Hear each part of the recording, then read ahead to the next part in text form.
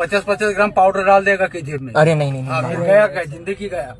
दिल्लीमध्ये काय चाललंय ते तुम्ही पाहिलंच असेल। मागच्या 20 जुलैपासून जंतर मंतरवरती आपल्या हक्कासाठी बसलेल्या पोरांवरती दिल्ली पोलिसांनी जो काही अमानुष लाठीमार केला, अश्रुधूर सोडले, त्याला कोणतीही सीमा नव्हती। पोलिसांच्या त्या मारहाणीमध्ये कित्येक विद्यार्थी रक्तबंबाळ झाले।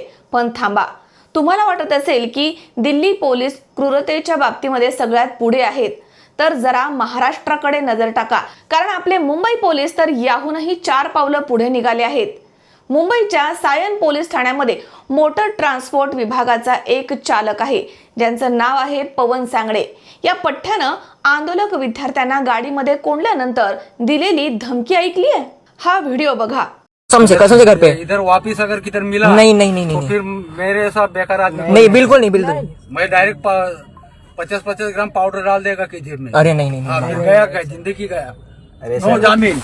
वो तो सर वो तो और ही खराब तुम लोग की वजह से हम लोग को तकलीफ है अभी। ठीक है सर जाएंगे।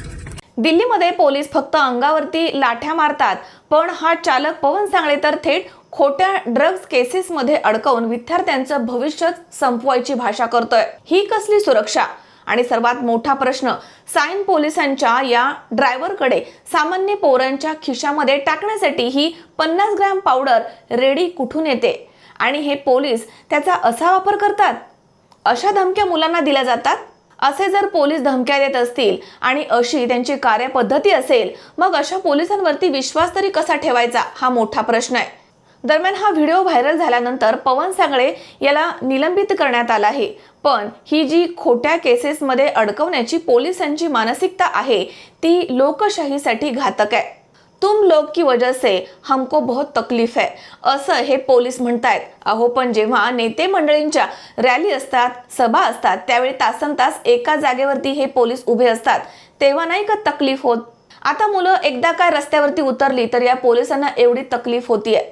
आता या मुलांनी मोर्चा काढू नये म्हणून मुंबई पोलिसांनी जे काही केलं ते अतिच होतं। कितीतरी मुलांना त्यांच्या घरी डांबून ठेवण्यात आलं। अनेक मुलांना त्यांचे लाईव्ह लोकेशन शेअर करा असे आदेश मुंबई पोलिसांनी दिले असे आरोप आहेत। शिवाजी पार्कमध्ये येणाऱ्या मुलांना पोलिसांनी मध्येच अडवलं। मग ही मुलं दादरभर फिरत होती। मग शाळांच्या खिडक्यांमधनं, चाळीच्या गच्चीवरनं लोकांनी यांना पाठिंबा दिला। तरुण मुला मुलींच्या मोर्चाला सरकार एवढं का घाबरायला लागलंय, हाच मोठा प्रश्न आहे।